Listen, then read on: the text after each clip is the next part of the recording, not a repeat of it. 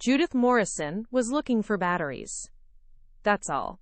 Just ordinary AA batteries for the television remote that had died in the middle of her favorite show. At 64 years old, after 42 years of marriage, she knew every corner of the house she and Robert had called home for 3 decades. The batteries were usually in the kitchen junk drawer, but it was empty. She tried Robert's nightstand. He was away on a business trip to Chicago, wouldn't be back until Thursday. The drawer stuck, as it always did. Judith pulled harder, and it came free suddenly. She reached for the batteries in the back, and that's when she saw it. A manila envelope, sealed, buried beneath old receipts. Something made her pause. Maybe it was the way the envelope was hidden. Maybe it was the fact that in 42 years of marriage she'd never seen it before. Judith sat on the edge of the bed, the envelope in her hands. Her name was written on the front in Robert's handwriting. For Judith, to be opened only in case of my death. Why would Robert have a letter like this hidden in his nightstand? They'd been to lawyers, had wills drawn up, discussed end-of-life wishes. Everything was organized in the safe. This didn't fit. The paper was yellowed, the handwriting faded. This had been written years ago. How long had it been in this drawer? She shouldn't open it. The instructions were clear, only in case of death. Opening it now would be a violation of trust. But her hands moved before her mind could stop them. She slid her finger under the seal, heard the soft tear of paper that had been sealed for years. Inside was a single sheet of paper and a photograph. The photograph showed a young woman with dark hair holding a baby wrapped in a yellow blanket. The photo was old, from the 1990s. Judith didn't recognize the woman. With growing dread, Judith unfolded the letter. My dearest Judith, if you're reading this, I'm gone, and there are things you deserve to know. Things I should have told you decades ago, but didn't have the courage to say. In 1993, during the Atlanta project, I had an affair with a woman named Caroline Hayes. It was wrong. It happened during a dark time. You were dealing with your father's death. I felt disconnected. I made terrible choices. But there's more. Caroline became pregnant. She had the baby, a daughter named Amy. Amy was born on March 15, 1994. She is my biological daughter. I have another child, Judith. I've supported Amy financially through a trust. The details are with my attorney, Marcus Webb. Monthly payments that will continue after my death buried in my will. Section 7, subsection D. I know this will shatter you. I know I'm a coward for only telling you after I'm gone. I couldn't bear to see the love in your eyes turn to disgust while I was alive. Amy is not a secret shame. Her mother raised her alone, despite my financial support. I have a file with photos. It's in the safe, combination the 15th of March 94. Amy's birth date. If you want to know her, contact Marcus. Daniel and Sarah don't know. That decision is yours. I love you, Judith. I just wasn't brave enough to love you honestly. Robert. Judith read it 3 times. The words didn't change. Her husband of 42 years had cheated on her 31 years ago, had a child with another woman, had financially supported that child for 3 decades without telling her, had lied for more than half their marriage. She looked at the photograph again. The baby, Amy, born March 15, 1994. March 1994. That was when she'd been 6 months pregnant with Sarah. Robert had another daughter just 4 months older than Sarah, living with another woman. Judith walked to the bathroom and vomited. Judith sat on the bathroom floor, the letter clutched in her hand, trying to comprehend the impossible. 42 years of marriage. She'd given Robert 42 years, raised his children, their children, no, his children and his other child. She thought back to 1993, that terrible year when her father had died of cancer. Robert had been offered the Atlanta project in March, 8 months away. Excellent money. She'd insisted he go despite her grief. They'd needed it. 8 months during which he'd met Caroline Hayes, had an affair, gotten her pregnant. Judith had been so consumed by her father's illness and death that she'd barely noticed Robert's distance. She'd attributed it to stress, to being apart. She'd never suspected. Even when he came home in November 1993 and seemed different, quieter, withdrawn, guilty, she'd thought it was because he felt bad about being away during her father's death. And then in December she'd gotten pregnant with Sarah. A surprise. Robert had seemed panicked. She'd thought he was worried about finances. Now she understood. His affair baby was coming in March, and his wife was pregnant too. 2 babies, 4 months apart. How had he managed it? The logistics alone. Judith pulled herself up, looked at herself in the mirror. She looked old suddenly, 64, and married to a stranger. She walked back to the bedroom and called the safe combination Robert had given, the 15th of March, 94. It opened. Inside was a thick folder labeled Personal RJM. Photographs of Amy at various ages. A baby, a toddler, a teenager. A young woman who looked startlingly like Sarah. Birthday cards Robert had sent. To Amy, "Happy 5th birthday, love Dad." Bank statements showing monthly transfers to Caroline Hayes. $2,000 a month. Every month. For 31 years. Over $744,000. Medical records. School transcripts. College tuition payments. Robert had paid for everything. Letters from Amy as she got older. "Dear Robert, I prefer to keep our arrangement purely financial. I have no interest in disrupting your other family." Other family. As if Judith and her children were the imposters. Her phone rang. Robert, his nightly check-in call. She let it go to voicemail. Judith didn't sleep. She sat in the living room as darkness fell and tried to process everything. Robert called 3 more times. After the third, he texted, "Judith, are you okay? Getting worried. Please call me back." She didn't respond. Instead, she kept reading through the file, compiling a timeline of betrayal. Finally, on the 4th call, she answered. "Judith, thank God. Why haven't you been answering?" "I found your letter," she said flatly. Complete silence. "The one in your nightstand. The one I was only supposed to read if you died." She heard him take a sharp breath. "Judith, how?" "I was looking for batteries. What does it matter how?" "I found it. I found the file. I know everything." "Judith, please, let me explain." "Explain what?" "You had a child with another woman while I was pregnant with Sarah. While I was grieving my father.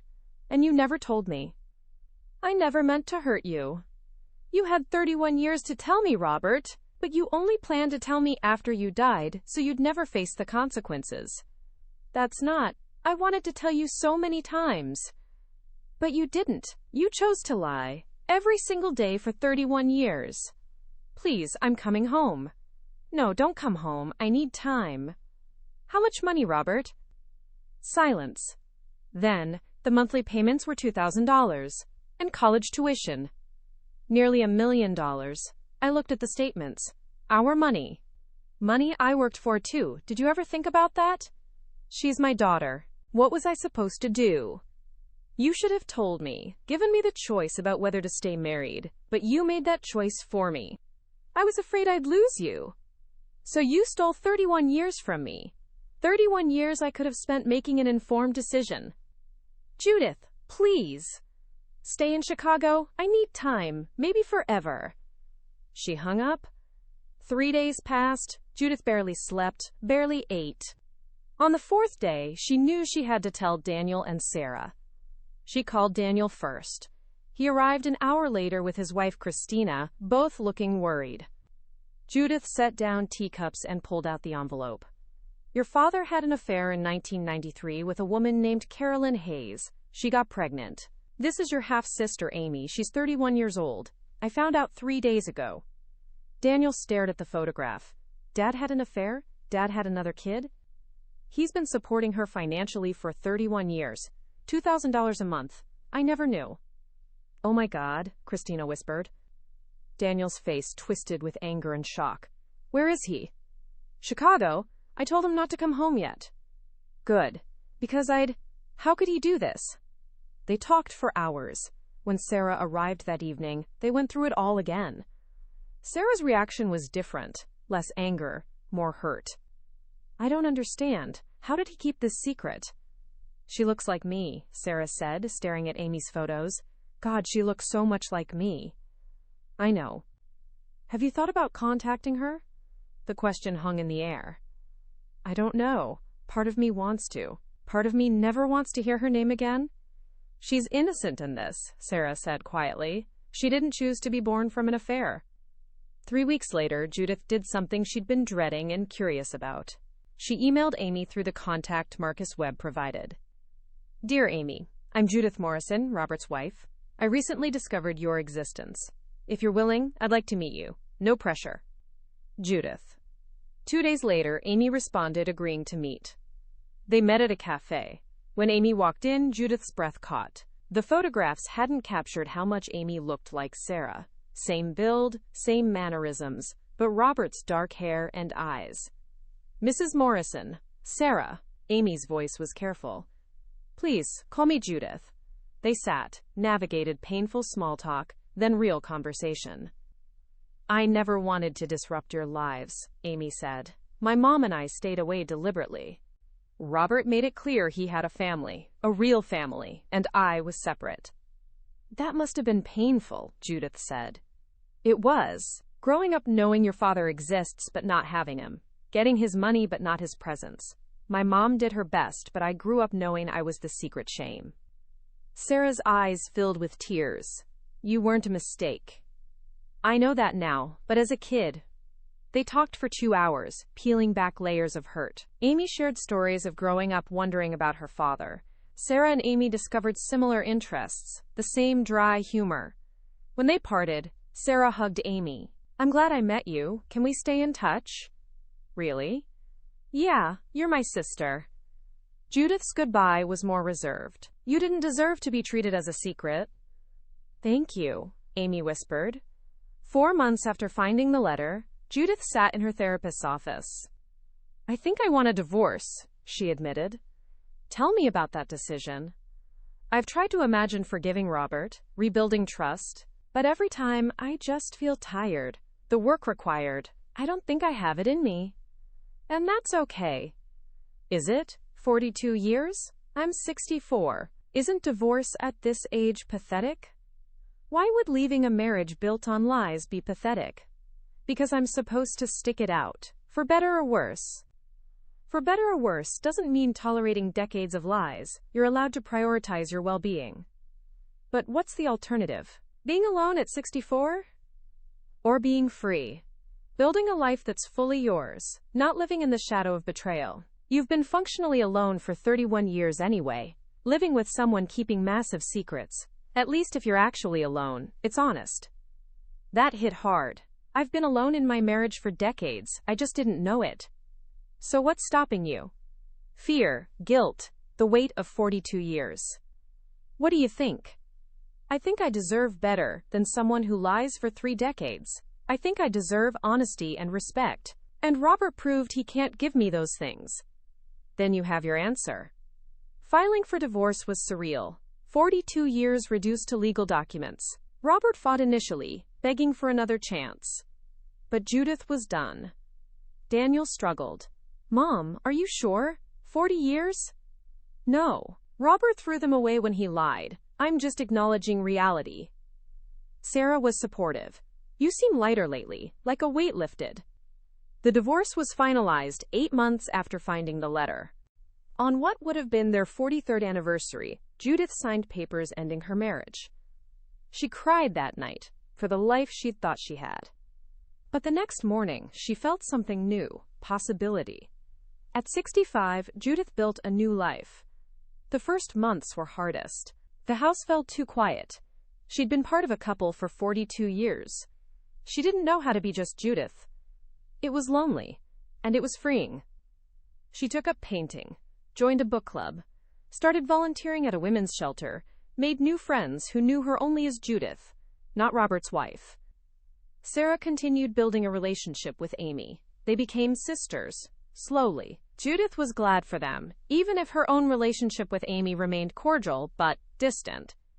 Daniel eventually apologized. I was thinking about what I wanted, not what you needed. You seem happier now. I am, Judith realized. I didn't think I would be, but I am. Robert tried maintaining contact, asking about reconciliation. Judith was polite but firm. That part of my life is over. 1 year after the divorce, Judith went on her first date. Thomas from her painting class asked her to dinner. She almost said no, too old for dating, but she went. The date was nice. They went on more dates. Thomas was honest, straightforward, emotionally available in ways Robert never had been.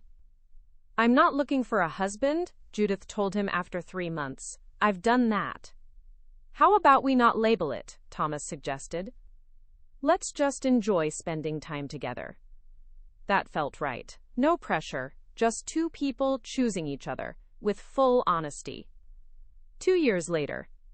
At 66, Judith stood in her kitchen preparing dinner for a gathering. Sarah and Amy were coming together, surprisingly close now. Daniel and his family. Thomas, who'd become a steady, honest presence.